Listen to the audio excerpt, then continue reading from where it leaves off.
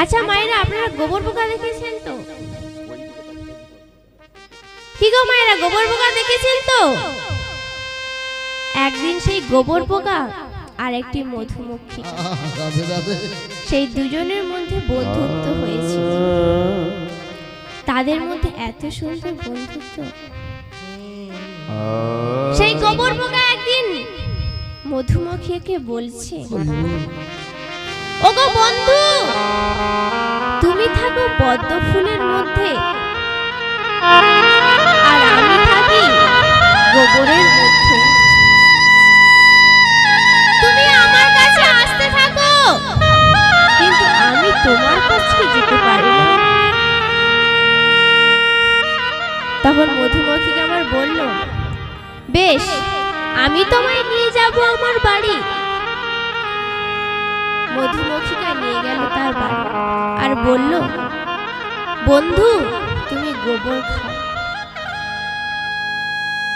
হরে কৃষ্ণ।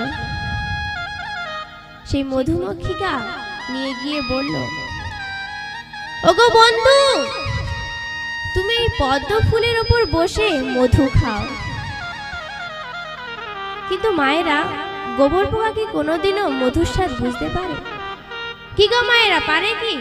পারে না। তাই সে একটু একটু করে পদ্ম ফুলের পাপড়িগুলো কাটতে শুরু করল। হরি বল, হরি বল, হরি বল। সূর্য অস্ত যাওয়ার পর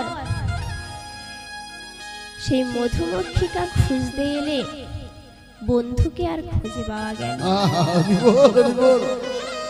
যেই ফুলটির মধ্যে বসে দিয়েছিল, সেই ফুলটি কোনো রকমে খুঁজে পেল, বন্ধুকে আবার খুঁজে পাওয়া গেল না। হরি বল, হরি বল, হরি বল। তাই সে সারা রাত্রি সেই ফুলটির পাশে বসে রইল। প্রভাতকালে এক বৈষ্ণব সাধু, যে পদ্ম সরোবরে আসছে পথে হরিনাম গাইতে গাইতে, সেই পদ্ম সরোবরে গিয়ে সেই পদ্ম ফুলটি সংগ্রহ করে নিয়ে গেল মন্দিরে আর বিষ্ণুর চরণে অর্পণ করে দিল। মধুমক্ষীকে আমার দেখল, বন্ধু গোবর খায়, কোনোদিনও গোবিন্দ সেবায় লাগতে পারে না। আর আমি মধুমক্ষিকা হয়ে ফুলের মধু খেয়েও কোনোদিনও গোবিন্দ সেবায় লাগতে পারলাম না। আচ্ছা মায়েরা, এই গোবর পোকা যেমন ভগবানের চরণ পেল, আপনারা আমায় কৃপা করুন, যাতে আমি আপনাদের কাছে কিছু হরি কথা, কিছু কৃষ্ণ কথা আস্বাদন করাতে পারি। আচ্ছা, কুরুক্ষেত্রের যুদ্ধ কতদিনের জন্য হয়েছিল? কি গো মায়েরা, কুরুক্ষেত্রের যুদ্ধ হয়েছিল 18 দিনের। সেই কুরুক্ষেত্রের যুদ্ধে পঞ্চ পাণ্ডবরা ভগবানের কৃপায় জয়ী হয়েছিলেন। কিন্তু অর্জুনের মনে দুঃখ কষ্ট অধবদনে বসে রয়েছে। কৃষ্ণ আবার বললেন, তুমি একা একা বসে আছো কেন? বলে, আমার আত্মীয়রা তো মারা গিয়েছে, আমার তো পাপ হয়েছে, সেই পাপ থেকে কি করে মুক্তি লাভ করা যায় তাই ভাবছি। শাস্ত্রে শুনেছি গঙ্গায় স্নান করলে নাকি সমস্ত পাপ দূরে চলে যায়। ভগবান মনে মনে ভাবতে লাগলেন, এই অর্জুন আমাকে এখনো ভগবান বলে স্বীকার করতে পারলো না। বেশ, তোমার মনের ভাব বুঝতে পেরেছি, তুমি গঙ্গায় স্নান করতে চাও, ঠিকই বলেছ। সেই ভগবান অর্জুনকে গঙ্গা স্নানের জন্য নিয়ে গেল। হরি বল, হরি বল। যেই গঙ্গায় স্নান করতে গিয়েছে, সেই গঙ্গা একটি মরা ভেসে ভেসে যাচ্ছে।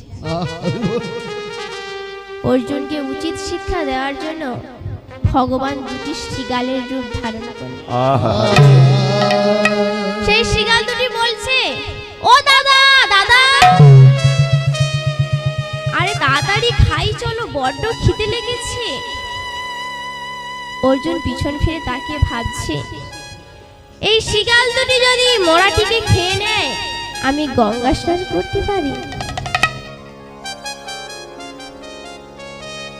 সেই ছোট শিগালটা দাদাকে বলছে, আরে ও দাদা, তাড়াতাড়ি খাই চলো, বড্ড খিদে লেগেছে। বলছে, ওরে ভাই, খাওয়ার আগে একটু পরীক্ষা করে নে। প্রথমে গিয়ে বদনের দিকটা শুকলেন, বলে, দাদা গো, কি হলো রে ভাই? বলো, এই বদনে কখনো হরিনাম বলে নাই, এই বদনে কখনো প্রসাদ পাই নাই। বলে, তাহলে কি খাওয়া যাবে না? একবার হৃদয়টা শুকে দেয়। বলে, দাদা গো, এই হৃদয় মানে সাধুকে কখনো আলিঙ্গন করে না, এই হৃদয় মাঝে সাধুকে কখনো জড়িয়ে ধরে না। বলে, তাহলে একবার চরণের দিকে গিয়ে দেখ। বলে, দাদা গো, এত সুন্দর চরণ পেয়েও কোনদিন আমার গৌর গোবিন্দের মন্দিরে গেল না, এমন পাপী আমি আর কোথাও দেখি নাই। তার দাদা বলছে, তুই এই মরাটিকে পাপী বলছিস? এর থেকেও বড় পাপী আমাদের সামনে দাঁড়িয়ে রয়েছে। অর্জুনের দিকে তাকিয়ে বলতে লাগলো, ওই দেখ সবচেয়ে বড় পাপী যে আমাদের সামনে দাঁড়িয়ে রয়েছে। অর্জুন তখন তাদেরকে তাড়া করতে আসবে এমন সময় বলে উঠল, আমরা জানি আপনি বীর যোদ্ধা, আপনি পারলে আমাদের এখনই মেরে ফেলতে পারো, কিন্তু মারার আগে আপনার কাছে তিনটে প্রশ্ন রয়েছে। প্রথমত, আপনি কোথায় এসেছেন? বলে, আমি গঙ্গার পাড়ে এসেছি। আচ্ছা, গঙ্গায় কেন এসেছি? গঙ্গায় স্নান করতে এসেছি। আচ্ছা, এবার বলুন, গঙ্গায় স্নান করলে কি হয়? গঙ্গায় স্নান করলে সমস্ত পাপ দূরে চলে যায়। সে শিগাল দুটি বলছে অর্জুনকে, আপনাকে কেন পাপী বলছে আপনি জানেন? কারণ স্বয়ং ভগবান যে আপনার রথের সারথি, সেই ভগবান যার চরণতল থেকে গঙ্গার সৃষ্টি হয়েছে, সেই ভগবানকে ছেড়ে আপনি এসেছেন গঙ্গায় স্নান করতে। তখন অর্জুন তার নিজের ভুল বুঝতে পারল আর বলল, আচ্ছা তোমরা কারা? বলে, আমরা ভগবান থেকে সৃষ্ট জীব, তোমার ভুল ভাঙিয়ে দেওয়ার জন্যই আমরা শিগালের রূপ ধারণ করেছি। ভক্তমণ্ডলী, মায়েরা, বাবারা, অহংকারের দ্বারা কখনো ভগবানকে লাভ করা যায় না। কি গো মায়েরা, পাওয়া যায় কি? পাওয়া যায় না। হে গোবিন্দ, রাখো চরণে, হে গোবিন্দ, রাখো চরণে, হে গোবিন্দ, রাখো চরণে, হে গোবিন্দ, রাখো চরণে, তব চরণে শরণাগত, তব চরণে শরণাগত, তব চরণে শরণাগত, তব চরণে শরণাগত, আশ্রয়দা আশ্রিত জনে, হে গোবিন্দ, রাখো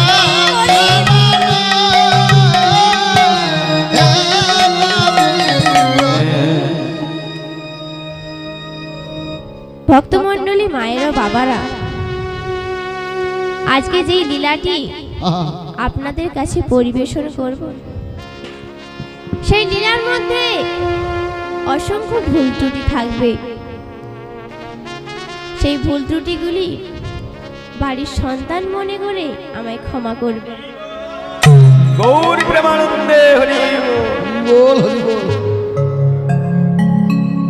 আজ যে লীলাটি আপনাদের কাছে পরিবেশন করব, সেই লীলাটি হলো রঘুদাসের জগন্নাথ দর্শন। বাহ, বাহ, বাহ। সেই রঘুদাসের বাড়ি আমাদের পশ্চিম বাংলার পশ্চিম প্রান্তে। হরি বল, হরি বল, হরি সেই বল। পশ্চিম প্রান্তে একটি নদী রয়েছে, যার নাম হলো সুবর্ণরেখা নদী। সেই সুবর্ণরেখা নদীর তীরেই রঘুদাসের বাড়ি। সেই রঘুদাসের যখন অল্প বয়স, তখন তার পিতা মারা যান। বাহ, হরি বল। দুঃখের সংসারে রঘুদাস আর তার মাতা বসবাস করত। রঘুদাস এত সুন্দর হরিনাম গাইতেন, যা দেখে মন প্রাণ জুড়িয়ে যেত। তিনি এত সুন্দর হরিনাম করতেন, এই হরিনাম গাইতে গাইতে তার কখনো কখনো বাড়ি ফেরারই কথা মনে থাকত। হরি বল, হরি বল, হরি বল। তিনি এত সুন্দর হরিনাম গাইতেন। আচ্ছা মায়েরা, আমরা কোন যুগের মানুষ? কি গো মায়েরা? আমরা কলি যুগের মানুষ। হরি বল, হরি বল। সেই কলি যুগে আমরা সর্বদাই ত্রিতাপ জ্বালাই জ্বলছি। আচ্ছা, কয় ধরনের ত্রিতাপ জ্বালা রয়েছে? কি গো মায়েরা? 3 ধরনের ত্রিতাপ জ্বালা রয়েছে। সেই ত্রিতাপ জ্বালা থেকে মুক্তি পাওয়ার জন্য একটি মাত্র উপায়, সেটি হলো হরের নাম হরিব কেবল। এই হরিনাম ছাড়া গতি নাই। সেই রঘুদাস সর্বদাই হরিনাম গাইতে থাকতো। পাড়া প্রতিবেশীরা রঘুদাসের মাকে বলে, আরে রঘুদাস সারাদিন টোটো ঘুরে ঘুরে বেড়ায়, ওর একটা বিয়ের ব্যবস্থা করো, দেখবে ঘরে থাকবে। তবে ঘরে থাকবে, হ্যাঁ, ঠিক। কি গো মায়েরা, আমাদের বাড়ি কেউ কোনো কাজকর্ম না করলে তাকে কি বলে? বলে ছেলেটার বিয়ে দাও, দেখবে ঘরে থাকবে। রাধে রাধে। সেই কথা মতো রঘুদাসের মা কয়েকটা গ্রাম পর এক রাজার কন্যা, যার নাম অন্নপূর্ণা। সেই অন্নপূর্ণার সঙ্গে রঘুদাসের বিবাহের সম্বন্ধ হলো। বল, হরি বল। কিন্তু সেই রঘুদাস কি আর বাড়িতে আছে? সে তো সর্বদাই হরিনাম গাইছে। আর এই হরিনামের আনন্দে নগরের ভক্তগণ নৃত্য করছে। গ্রামের কত মানুষ রঘুকে বলছে, আরে ও রঘু, তোর না আজ বিয়ে, চল চল বাড়ি ফিরে চল। রঘু বলে, না না, আমি এখন বাড়ি ফিরে যাব না, আমাকে আরেকটু সময় হরিনাম গাইতে। এই হরিনাম গাইতে গাইতে রঘুদাস বাড়ির দিকে রওনা হল। আমাদেরও বাড়ি ফিরে যেতে হবে। বাহ, সবাইকে বাড়ি ফিরে যেতে হবে। তবে মায়েরা, আমরা যেই বাড়িতে রয়েছে সেটা কিন্তু আসল বাড়ি নয়। কি গো মায়ের, এটা কি আমাদের আসল বাড়ি? এটা আমাদের কিন্তু আসল বাড়ি নয়। স্বরূপেতে সবার হয়, গোলকেতে স্থিতি। আমাদের সেই বাড়িতে ফিরে যেতে হবে। তবে মাগো, হরিনাম গাইতে গাইতে। রাধে রাধে। তাহলে সবাই মিলে একসঙ্গে হরিনাম গাই। কি গো মায়েরা, গাইবো তো? হ্যাঁ, সবাই মিলে গাইবো আজকে। দিন তোরে আনন্দে যাবে, আনন্দে যাবে, ভর ভজরে গুরুর নাম। ভজরে গুরুর নাম। সেই রঘুদাসের বিবাহ সম্পূর্ণ হলো। বাহ, হরি বল। প্রতিদিনের মতো সেই গঙ্গার পাড়ে গিয়ে হরিনাম গাইছে। গ্রামের কত মানুষ রঘুকে বলছে, আরে ও রঘু, আহা হরি। তুই এখানে হরিনাম গাইছিস? তোর বাড়িতে যে বিপদ। বিপদ? কি বিপদ? বলে তুই যদি সারাদিন হরিনাম গাইতে থাকিস জানবি কি করে? চল চল বাড়ি ফিরে চল, তোর মা মারা গিয়েছে। হরি বল। রঘুদাস বলে আমার মা মারা গিয়েছে। এই কথা বলে আবার হরিনাম গাইতে শুরু করলো। হরি বল। বলে ধর্মেশ্বর সর্বদাই হরিনাম গাইছে। আচ্ছা এই হরিনাম তোকে কি দিয়েছে? আহা হরি। চল চল বাড়ি ফিরে চল। রঘুদাস তখন বলল, আমার মা মারা গিয়েছে ঠিকই, এই পৃথিবীতে জন্ম যখন হয়েছে মৃত্যু তো একদিন হবেই হবে। হবে। হরি বল, হরি বল। তবে কি জানেন মায়েরা, এ জন্মে মাকে হারিয়েছি বটে, শত শত জন্মে কতবার মা পেয়েছি, কতবার বাবা পেয়েছি। তখন গ্রামের মোড়লা বলতে লাগলো, তোর মা মারা যাওয়ার আগে কি বলে গিয়েছে জানিস? কি বলে গিয়েছে? যে তোর জন্যই মারা গিয়েছে। আমার মা এই কথা বলেছে, আমার জন্যই মারা গিয়েছে। শোন রে মানুষ ভাই, ভাই শোন রে তার পরিচয়। যেমন কাজী নজরুল ইসলাম, রবীন্দ্রনাথ ঠাকুর, ভগৎ সিং, এরা দেশের জন্য প্রাণ দিয়েছে। তাই এদের চিত্রপট আমাদের প্রতিটি ঘরের দেওয়ালে বাহ, দেওয়ালে হরি টাঙানো। বল। হরি বল, হরি বল। কারণ এরা ভগবানের মানুষের চেয়ে শ্রেষ্ঠ মানুষ। এদের তাই ভগবানের সঙ্গে তুলনা করা হয়েছে। বাহ বাহ বাহ। তাই এদের উদ্দেশ্যে বলছে, মানুষ তারা তো নয়, মানুষ তারা তো নয়। হয় না না না মানুষ তারা তো নয়, না না মানুষ তারা তো নয়। মানুষের বেশে দিয়ে গেল যারা দেবতার পরিচয়। নানা মানুষ তারা তো নয়, নানা মানুষ তারা তো নয়। মানুষের বেশে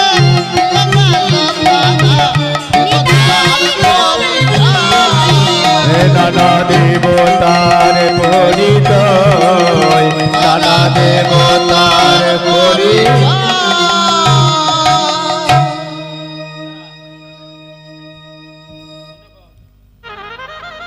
সেই রঘুদাস বলছে,